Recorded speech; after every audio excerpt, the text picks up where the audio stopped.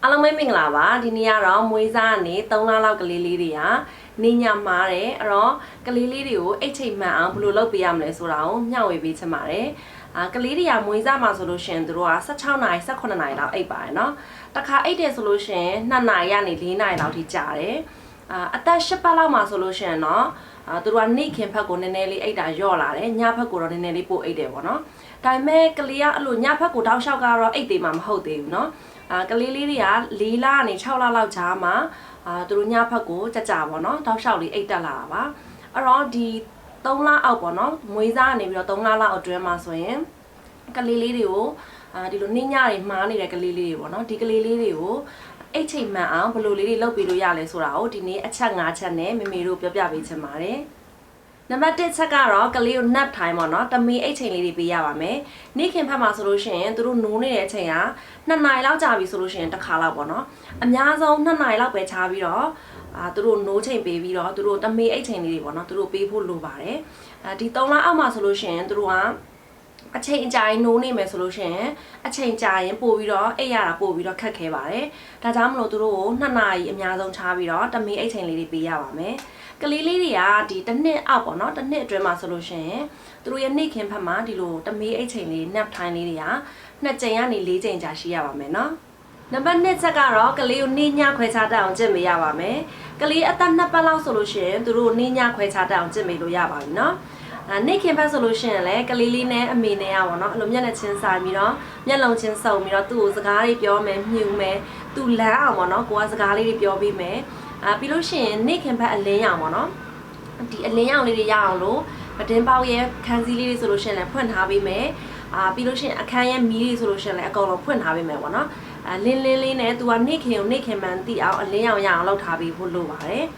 ်ပြီးလို့ရှိရင်အတန်တွေပေါ့နော်အတန်တွေဆိုလို့ရှိရင်လည်းပုံမှန်ထွက်နေကြနေ့ခင်ဖက်ထွက်နေကြအတန်တွေအကုန်လုံးထွက်လို့ရတယ်မိဖို့ကြောင့်အတန်တွေဆိုလို့ရှိရင်လည်းအဲ့လို blender ကြိတ်တာတို့ဒါမျိုးပေါ့နော်ဟင်းချက်တဲ့အတန်တွေထွက်လို့ရတယ်အိမ်မှာဆိုလို့ရှိရင်လည်းဒီလိုဖုန်းတန်တွေhair dryer မှုတ်တဲ့အတန်တွေထွက်နေကြအတန်တွေပေါ့နော်ဒါတွေကပုံမှန်တွေထွက်လို့ရတယ်လမ်းဘေးကအတန်တွေဒါတွေကိုကိုကကလေးလေးအိတ်နေလို့ဆိုရင်မှကလေးလေးနိုးမှကြောက်လို့ဆိုရင်မှဟိုအတန်လည်းမထွက်ရဒီအတန်လည်းမထွက်ရအဲ့လိုလုပ်စရာမလိုပါဘူးเนาะပုံမှန်နေ့ခင်ဖက်အဲ့လိုထွက်နေကြတချင်းတန်တွေ hair dryer မှုတ်တဲ့အတန်တွေကထွက်လို့ရပါတယ်เนาะညဖက်မှာဆိုလို့ရှိရင်တော့ကလေးကိုအလင်းမိတ်လေးနဲ့ပဲထားပြီးတော့တိတ်တင်ပါတယ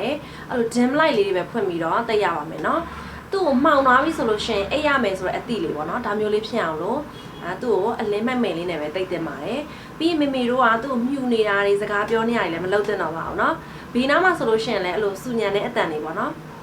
်အတန်ဆူညံညံနေအဲ့လိုအတန်တွေဆိုလို့ရှိရင်လည်းပိတ်ထားဖို့လိုတယ်သူ့အေးအေးဆေးဆေးနဲ့အိတ်လို့ရအောင်ဖန်တီးပေးရပါမယ်เนาะသူ့ကိုခြီတာလမ်းဖြည်းဖြည်းလေးရှောက်ပြီးတော့တိတ်တာတွေကလုပ်ပေးလို့ရတယ်အဓိကကတော့သူ့ကိုပုံမှန်ပေါ့နော်အိတ်နေကြနေရမှာပုံမှန်အချိန်လေးပေါ့နော်သူ့တိတ်ပြီးဖို့လိုတယ်မှောင်နေတဲ့အခန်းနဲ့လင်းတဲ့အခန်းဖက်ကိုကူးလွားအဲ့လိုမျိုးပေါ့နော်အဲ့လိုမျိုးတွေလည်းမလုပ်သင့်ပါဘူးเนาะကလေးလေးအိတ်နေတဲ့အချိန်မှာဆိုလို့ရှိရင်အဲ့လို white noise တွေတားချော့သေးတွေပေါ့နော် white noise ဆိုလို့ရှိရင်လည်းဖုန်းထဲက application မှာထည့်ပြီးတော့သူ့ဖွင့်ထားပေးလို့ရတယ်အဲ့လို white noise application နဲ့ဖွင့်ထားပေးတာပဲဖြစ်ဖြစ်ဆက်လေးနဲ့ဖွင့်ထားပေးတာပဲဖြစ်ဖြစ်ပေါ့နော်ဒါဆိုလို့ရှိရင်ကလေးကပို့ပြီးတော့အိတ်လို့ကောင်းပါတယ်เนาะတက်ဆွာတော့ခန်းစီလေးကိုဆိုရင်ညဖက်မှာအဲ့လို diaper တွေပါတယ်လဲပေးတယ်ဆိုရင်လည်းသူ relax diaper ချင်းချင်းဖြစ်အောင်ပေါ့နော် diaper လဲလိုက်လို့သူလက်နိုးဝါးတွေပါတယ်အဲ့လိုမဖြစ်အောင်အတက်နိုင်ဆုံးပေါ့နော်သူရေအေးတွေအဲ့လိုမျိုး wet tissue တွေမသုံးပေးဘူးညဖက်ဆိုလို့ရှိရင်ရေနွေးလေးနဲ့ဂွန်းလုံးလေးကိုတတလေးပေါ့နော်သူ့ diaper area တွေကိုတန့်ရှင်းပေးတယ်အဲ့တော့ကလေးက relax diaper ချင်းချင်းလေးဖြစ်တာပေါ့နော်အေးအေးဆေးလေးနဲ့သူအရင်အိပ်ရေမပြတ်တော့ဘူးအဲ့တော့ကလေးတွေကပေါ့နော်ဒီ3လအောက်မှာဆိုလို့ရှိရင်နေ့ညမခွဲနိုင်သေးဘူးအဲ့တော့မေမေတို့ကတိချာလေးနေ့ဆိုလည်းနေ့မှန်တီးအောင်ညဆိုလည်းညမှန်တီးအောင်ပေါ့နော်တိချာလေးကြက်မေးဖို့လိုပါတယ်နော်နံပါတ်3ချက်ကတော့ကလေးရဲ့အိတ်ချင်တဲ့ကိုဟန်အမူအရာလက္ခဏာလေးတွေကိုတိချာလေးကြည့်ပေးဖို့လိုပါတယ်ကလေးကသူတို့အသက်6ပတ်ကနေ10ပတ်ကြာလောက်မှာဆိုလို့ရှိရင်နေ့ခင်ဖက်မှာဆိုရင်2နာရီထပ်ပို့မနေဘူးသူတို့အရန်အိတ်ချင်ပြီဒီလိုအိတ်ချင်တဲ့အချိန်မှာဆိုလို့ရှိရင်မေမေတို့ကသူတို့အောက်ချပြီးတော့တိတ်ပေးတာမျိုးမလုပ်ပေးဘူးသူတို့အိတ်ပြောင်းအောင်အဆင်ပြေအောင်ပေါ့နော်မလုပ်ပေးဘူးဆိုလို့ရှိရင်ကလေးကပို့ပင်ပန်းပြီးတော့သူတို့အိတ်ပျော်ဖို့ပို့ပြီးတော့ခက်ခဲပါတယ်เนาะဒါကြောင့်မလို့ကလေးလေးကသူတို့မျက်လုံးသူတို့ပွတ်နေပြီအဲ့လိုနှရွက်လေးတွေဆွဲနေပြီပွတ်နေပြီကြီးကြားနေပြီငိုနေပြီဆိုလို့ရှိရင်သူတို့ပင်ပန်းပြီးတော့အိတ်ချင်တဲ့လက္ခဏာတွေပါเนาะအဲ့ဒီချိန်မှာဆိုလို့ရှိရင်เนาะမေမေတို့ကသူတို့ကို တမေးအိတ်တာတမေးတိတ်တာပေါ့နော်ပြီးလို့ရှိရင်အောက်ချပေးတာတေချာလေးအိတ်ပြော်အောင်သူတို့တိတ်တာပေါ့နော်လုပ်ပေးဖို့လိုပါတယ်ကလေးလေးတွေကအဲ့လိုအချိန်အကြာကြီးမအိတ်ရဘူးသူတို့ပင်ပန်းပြီဆိုလို့ရှိရင်ပို့ပြီးတော့အိတ်ပြော်ဖို့ခက်ခဲပါတယ်နော်နံပါတ်၄ချက်ကတော့ကလေးကိုအနီးလေးနဲ့ပဲဖြစ်ဖြစ်ဆွက်တာဘလန်ကက်လေးနဲ့ပဲဖြစ်ဖြစ်ထုတ်ထားပေးမယ်ဆိုရင်ကလေးကပို့ပြီးတော့အိတ်ကောင်းပါတယ်သူ့ကိုအတင်းအကျပ်ကြီးထုတ်ထားစရာမလိုပါဘူးเนาะခက်ညင်ညင်လေးထုတ်ထားမယ်ဆိုလို့ရှိရင်အဆင်ပြေပါတယ်ကလေးကမိခင်ဝမ်းထဲမှာနေခဲ့ရတယ်လို့မျိုးအိတ်ရတာဖြစ်တဲ့အတွက်ကြောင့်မလို့သူတို့ပို့ပြီးတော့အိတ်ပြော်ပါတယ်เนาะ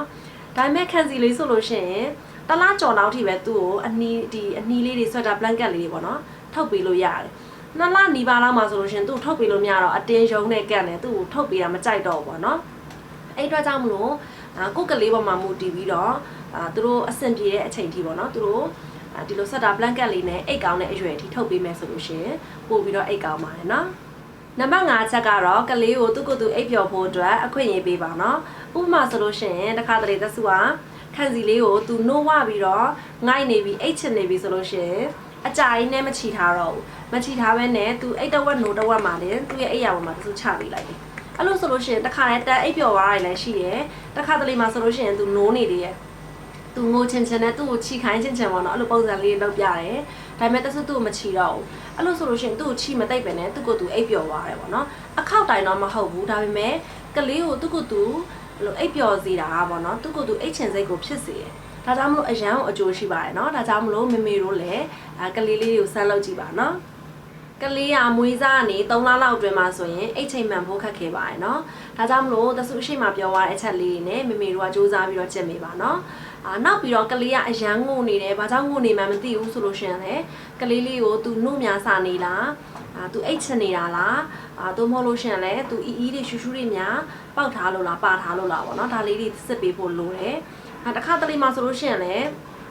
ကလေးရခန္ဓာကိုယ်မှာသူခန္ဓာကိုယ်မှာအဆင်မပြေတာလေးတွေနာနေတာလေးတွေရှိရဆိုရင်သူငိုတတ်တယ်ဥပမာဆိုလို့ရှိရင်ခြေအိတ်တစ်ခါတည်းပါတယ်ဝတ်စုံလေးတွေပေါ့နော်အဲ့လိုအင်ကြီးလေးတွေဝတ်ထားပေးရဆိုလို့ရှိရင်သူနဲ့တိတ်မတော်တော့နည်းနည်းကြက်နေပြီဆိုတာနဲ့ဒီခြေထိတ်လေးတွေပေါ့နော်ခြေထိတ်လေးတွေမှာကြက်နေပြီဆိုတာနဲ့သူနာတတ်တယ်ခြေထိတ်လေးတွေအဲ့ဒါဆိုလို့ရှိရင်လည်းကလေးကသူအင်ကြီးအဆင်မပြေဘူးပေါ့ဒါဆိုလို့ရှိရင်လည်းသူငိုတတ်တယ်ဒါမျိုးပေါ့နော်သူဘာကြောင့်ငိုလဲဆိုတာကိုအကြောင်းရင်းရှာပြီးတော့မှသူ့အငိုတိတ်အောင်ပေါ့နော်သူတက်တောင့်တက်တာဖြစ်အောင်ထားပေးဖို့လိုပါတယ်နော်ဒီနေ့သစုမျှဝေပေးသွားတာကတော့မွေးစားကနေ3လလောက်အတွင်းကလေးလေးတွေကိုအိတ်ချိန်မှန်အောင်သူတို့ကောင်းကောင်းအိပ်ပျော်အောင်ဘလို့အချက်လေးနဲ့ကျင့်ပေးလို့ရမလဲဆိုတာကိုမျှဝေပေးသွားတာပဲဖြစ်ပါတယ်မေမေတို့အတွက်အကျိုးရှိမယ်လို့မျှော်လင့်ပါတယ်နော်နောက်ဗီဒီယိုမှာပြန်ဆောင်တွေ့ကြမယ်နော်ဘိုင်ဘိုင်